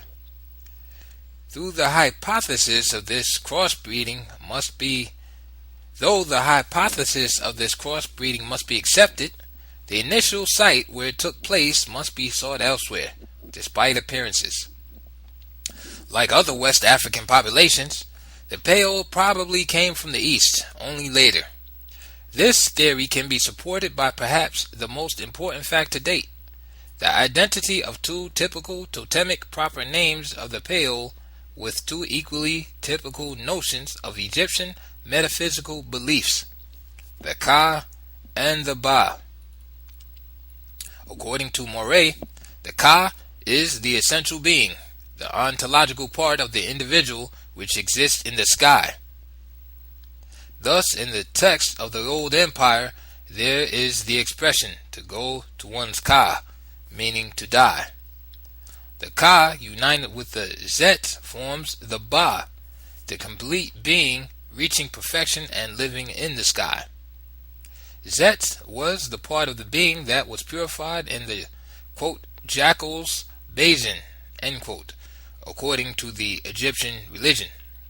Set, there is no Z in Wolof, and it automatically becomes S when used in a foreign word, means clean in Wolof. Obviously, it is not identifiable with the third totemic name of Sao, borne by some Pale. On the other hand, Ka and Ba, these two Egyptian ontological notions, are authentically Pale proper names, the only ones that must have had in the beginning. Ka, or Kao, in Old Egyptian means high, above, great, husband, standard, height. Whence the description of the word by hieroglyph made up of two arms extended toward the sky. It has the same meaning in Wolof, and one should make the connection with Kao mentioned above. Ba in Egyptian is represented by a bird with a human head living in the sky. It also is the name of the long-necked earthly bird. Ba in Wolof means ostrich. So it can be seen that these elements of Egyptian metaphysics underwent different changes depending on who transmitted them. whereas in Wolof the Egyptian meaning is retained. In Peul the words have become proper names. It is a known fact that until the 6th dynasty, the time of the Osirian Revolution, 2100 BC, the pharaoh alone was entitled to immortality, and consequently fully enjoyed his Ka and his Ba. It is also known that several pharaohs bore this name, among them King Ka of the Proto-Dynastic era, whose tomb was discovered at Abydos by Emilianu. The name of the Peul branch of the Kara or Kare would then come from Ka plus Ra or Ka plus Re. The other Peul names, such as Diallo, would have been acquired later despite appearances. As for their language, it has a natural unity with the other black African languages, especially Wolof and Serer, as shall be shown. The relative hatred which existed in olden times between the semi-nomadic Peul and sedentary Africans can be explained by the different lifestyles. The Peul frequently took advantage of unguarded fields to let their flocks graze in them, whence perhaps the origin of the evil, for this fact is far from accidental and its importance cannot be exaggerated. But the idea of a Peul hegemony in West Africa is just a legend. It does not conform to the documents. According to Kati Sadi, Sunni Ali made several expeditions against the Peul. He practically destroyed the clan of the Sankare. The survivors being so few, they could gather within the shade of one tree. Following one of these expeditions, Sunni Ali distributed several captive Peul women as concubines to those Timbuktu scholars who were his friends. Sadi says that one of them was his own grandmother. The idea that the nomadic Peul people was feared in pre-colonial black Africa is also unfounded. It grows out of a preconceived notion which tries, come what may, to exalt the pastoral life, for reasons peculiar to the authors. On the contrary, Sadi stresses the lack of material or social strength of the nomads who, by the fact that they were constantly on the move, never had the chance or possibility to acquire any power that might threaten the sedentary. Origin of the Tukulor. Today, among the Nuer of the Sudan, Khartoum, on the Upper Nile, one finds unaltered the totemic names of the Tukulor who lived on the banks of the Senegal River, thousands of kilometers away. It must be recalled that totemic and ethnic names are identical, being the names of the clans. Sudan, Khartoum, Khan, Wan, Sai, Lith, Kyle. Senegal, or Futa Toro, Khan, Wan, Sai, Lai, Ka, or Peul. In the same region, at a place called Nuba Hills, or Nubia Hills, we find tribes of the Nyoro and Toro. These two names in a way mark out the route followed by the Tukulor migration from the Upper Nile, the region between the Senegal and Niger rivers, in which the Tukulor would remain for a certain length of time, was to be known as the Nyoro. When they arrived on the two banks of the Senegal, the region would be known as the Futa Toro. When one fraction of them went down into the Gambia under Mabia Diaku at the time of General Faidherbe, 1865, the region would assume the name of Nyoro du Rip, the latter word being the old name of the region before the Tukulor arrived. Origin of the Serer. They are probably come from the Upper Nile, according to Perez Dictionary. Serer in Egyptian would mean he who traces the temple. That would be consistent with their present religious position.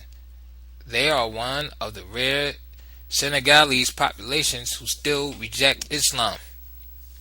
Their route is marked by the upright stones found at about the same latitude from Ethiopia all the way to Sene Saloum, their present habitat. This seems to be substantiated by an analysis of the article by Dr. Maes on the upright stones of the French Sudanese village of Tundi Doro, previously discovered by Desplagnes. Dr. Maes attributes the origin of these stones on the basis of pure hypothesis to Carthaginians or Egyptians. He analyzes the name of the village as follows.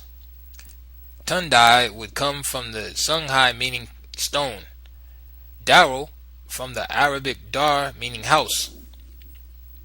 So Tundai Daro would be stone house. This analysis would be valid and acceptable only if these stones represented houses, or if one could find that in one way or another they suggested houses. But this is not the case. They are described as follows. They are monoliths, cut in the shape of a phallus, usually with the head, glands well delineated. The grooves follow the lines of the glands, and the pouch is depicted by rounded bulges whose longitudinal folds resemble those of the scrotum. Other smaller stones are not phallus-shaped, deprived of rounded protuberances, with the triangle outlined in the form of a pubis. By the union of the lower two-thirds with the upper third, they seem instead an attempt to represent the female organ. The author thinks this might have been a cemetery. That would seem likely if any bones were found beneath the stones, but there are none. The author himself recognizes this problem. The stones might rather be linked to an agrarian cult. They symbolize the ritual union of sky and earth to give birth to their daughter, vegetation. According to archaic beliefs, rain was the water impregnating the earth. Mother goddess sent down by the sky, Father God, a celestial god who became atmospheric with the discovery of agriculture, according to Mircea Eliade. The vegetation that grew out of this union was a divine product, whence the idea of a cosmic trinity, which, through a series of successive incarnations, would evolve into the Christian trinity of Father, Son, and Virgin Mary, later replaced by the Holy Spirit, by way of the triad Osiris, Isis, Horus. Same must produce same. Therefore, they carved in stone the two sexual organs so as to invite the divinities to couple and bring about the growth of the vegetation that supported the life of the people. Thus, it was a need to ensure his material existence which drove man to such practices. The vital impulse in archaic materialism could be expressed only in this transposed form, disguised as metaphysics. The present inhabitants of the Tundai Daro region are not responsible for the erections of these stones, nor are their ancestors. According to the author's research, we can therefore assume that the Serer Wolofs before Islamization went through such a stage. The Serer still have the same cult of the upright stones. In Bakri's time, the inhabitants of the upper Senegal River planted pestils, which were used as altars for libations and were called in the vocabulary of the times Dekur. Dek in Wolof meaning anvil, and Kur pestle. But Dek could also be taken to mean altar in the sense of a receptacle, which is indeed its basic meaning. But the analysis of Tundai Daro and Wolof is even more interesting. Tund equals hill. Daro equals sexual union in the ritual sense. This was euphemistic. The vowel I makes it plural. Tundai Daro, in present-day Wolof means precisely hills of union. That is so because these rites took place on high places, mountains, or hills, considered sacred because they represented the point at which the sky and earth seemed to touch. The idea of the center of the world, as in Jerusalem, the Kaaba or Mecca, the sacred mountain of the Mongol shaman. This idea is corroborated by the fact that the village of Tundai Daro does indeed stand against hills of reddish sandstone.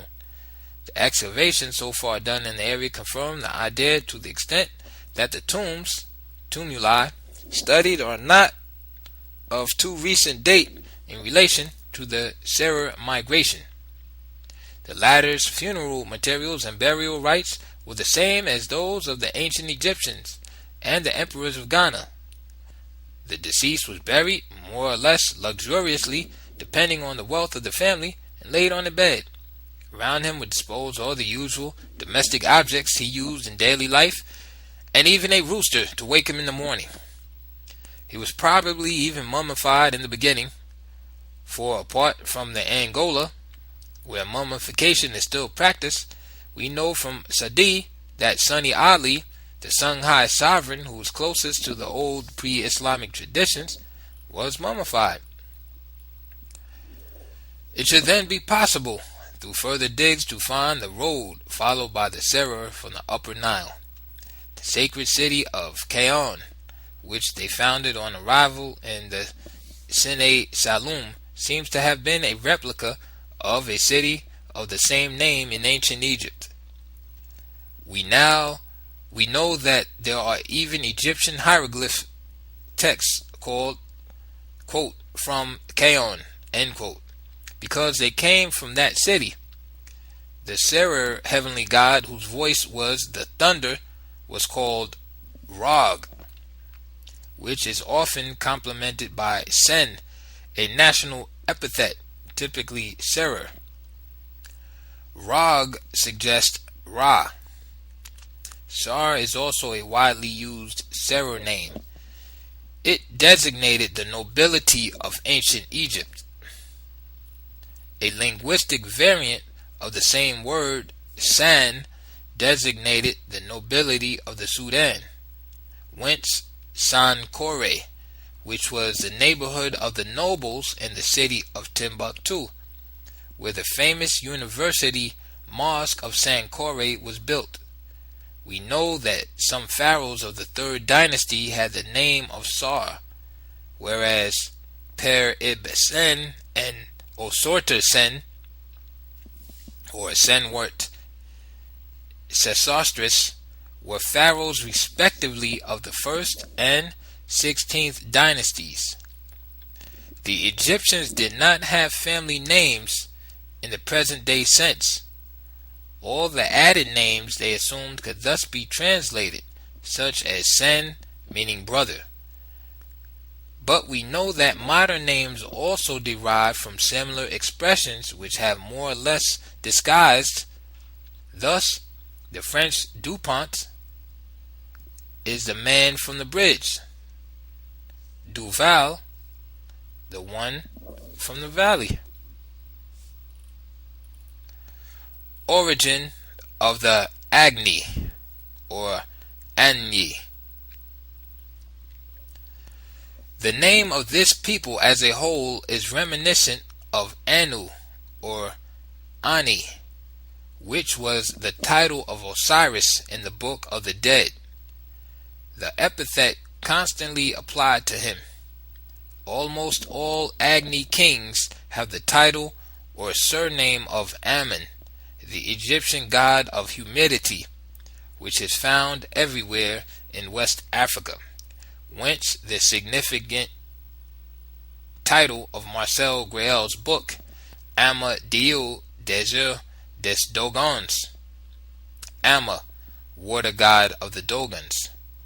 Thus there was Amun Azenia in the 16th century, Amun Taifu in the 17th. A son of this king was brought before Louis XIV, who treated him with distinction. Amin Aguirre, who reigned in the 19th century, signed a treaty of alliance with King Louis Philippe of France. One is therefore inclined to believe that the Agni as well were originally from the Nile Basin. Origin of the Fang and Bamum. D.P. de Pedrals, in an article published in December 1951, relates that Fr. Trills, after a series of studies, came to the conclusion that the Fang had had some contact with Ethiopian Christianity during their early migration in the last century. They had not yet gotten as far as the Atlantic coast, so their migration must have been relatively recent. Similar studies by M.D.W. Jeffries point to a connection between the Bamum and the Egyptians. Pedrals writes, having noted in several books on Egypt the vulture-pharaoh and serpent-pharaoh relationships, and especially the fact pointed out by Diodorus that the Ethiopian and Egyptian priests kept an asp curled up in their hats, having also noted various examples of zoomorphic two-headed representations, particularly in the Book of the Dead, or Ani Papyrus, Folio 7, M.D.W. Jeffries declared himself convinced that the Bamum cult of the king derives from a similar Egyptian cult. These facts also bear some resemblance to the existence of the royal vulture of Cairo called Geb, which was also the Egyptian name for earth, the reclining god. Formation of the Wolof people. In Africa, totemic clan names are, to an extent, an ethnic indication. Thus, the totemic names of Fall, Diagne, Diouf, Faye, Sar, and so on are typically Serer. If a Serer has a totemic name other than one of these, his foreign extraction leaves no doubt in the minds of his fellow Serer. The Tukulor, also, although crossbred, have equally characteristic totemic names: Wane, Kane, Diallo, Sai, Lai, and so on. Peo names are essentially Ka and Ba, where Sao is more likely to be Leobe. Toure is a Sangha name, Sise a Sarkole name, and so on. Yet the Wolofs have no other totemic names than these, while recognizing that they are clanic names typical of the above-mentioned peoples. Beyond these names, there are other Wolof names which are of Sara or Congolese origin.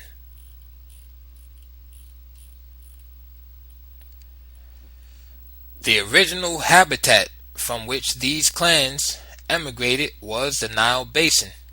Indeed, we can find there the same proper names as quoted above. These totemic names are taken from the book African System of Kinship and Marriage, edited by A.R. Radcliffe Brown and Darrell Ford, International African Institute, Oxford University Press. We must remember that the Nuer live in the Nilotic Sudan, in the very basin of the Upper Nile.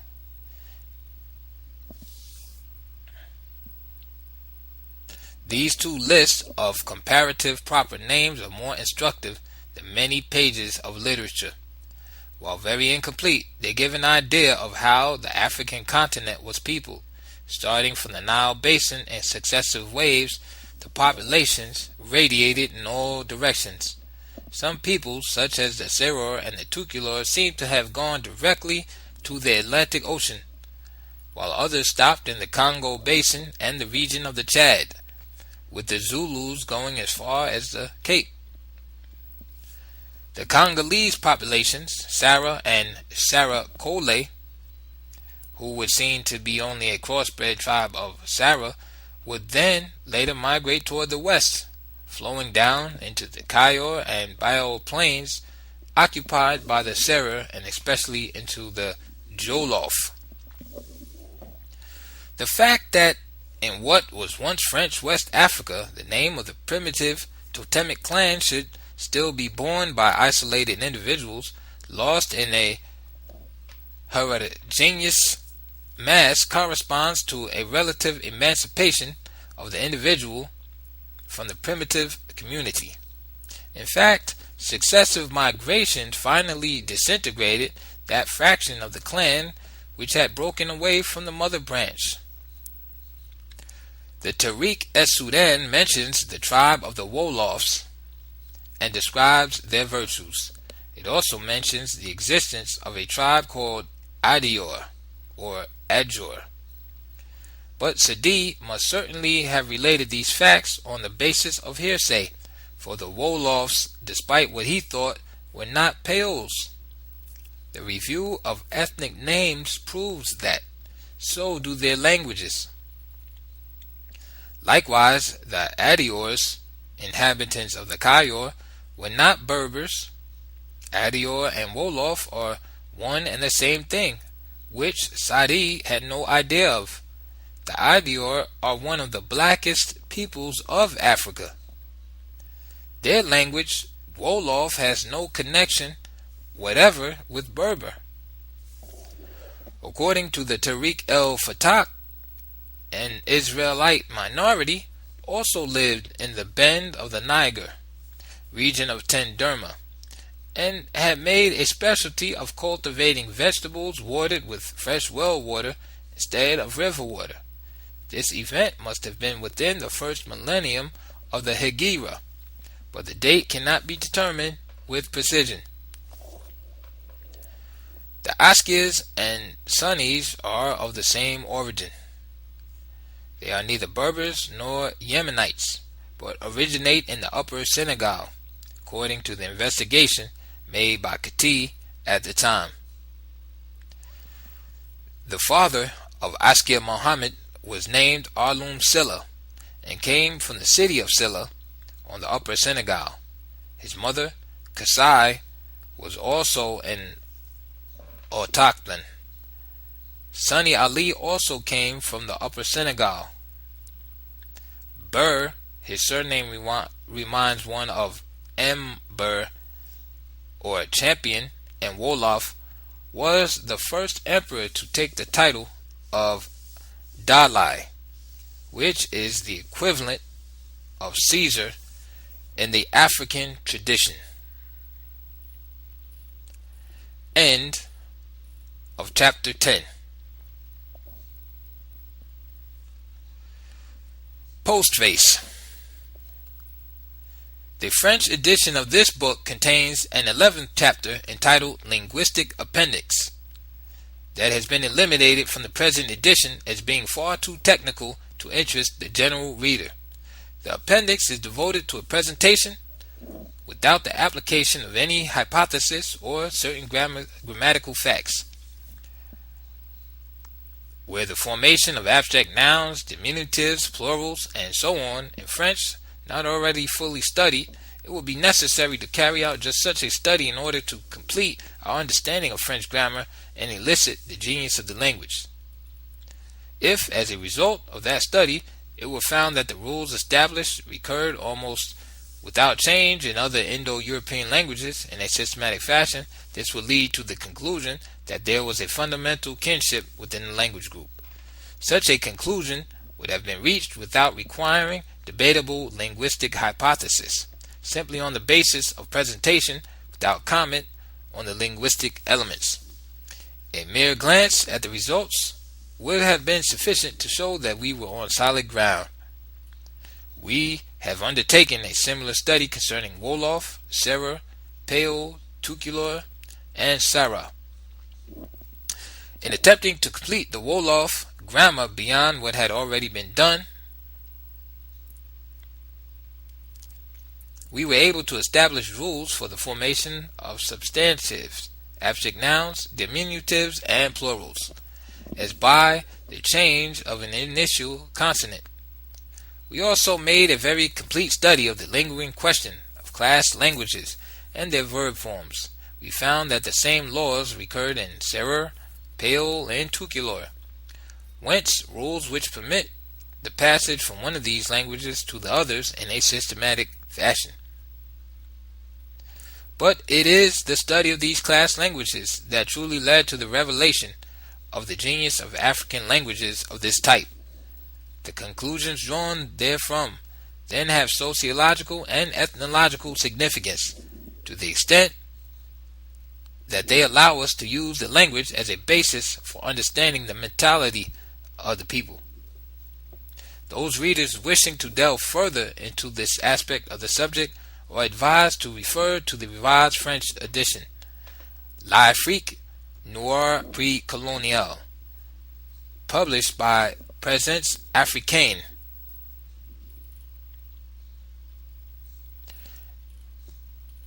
End of postface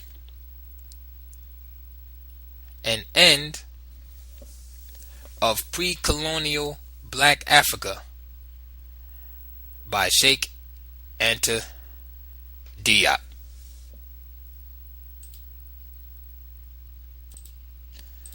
Note: the author had proposed the holding of 5 colloquia within the framework of the UNESCO project of General History of Africa to carry forward African research. 1. The peopling of Egypt. 2. Deciphering of Meroitic writing. 3. Migrations, toponyms, and ethnonyms. 4. Specific causes of the detachment of the Iberian Peninsula at the dawn of modern times. And 5. Air cover of Africa. The first 4 of these have been held. This concludes our reading of Pre-Colonial Black Africa by Cheikh Anta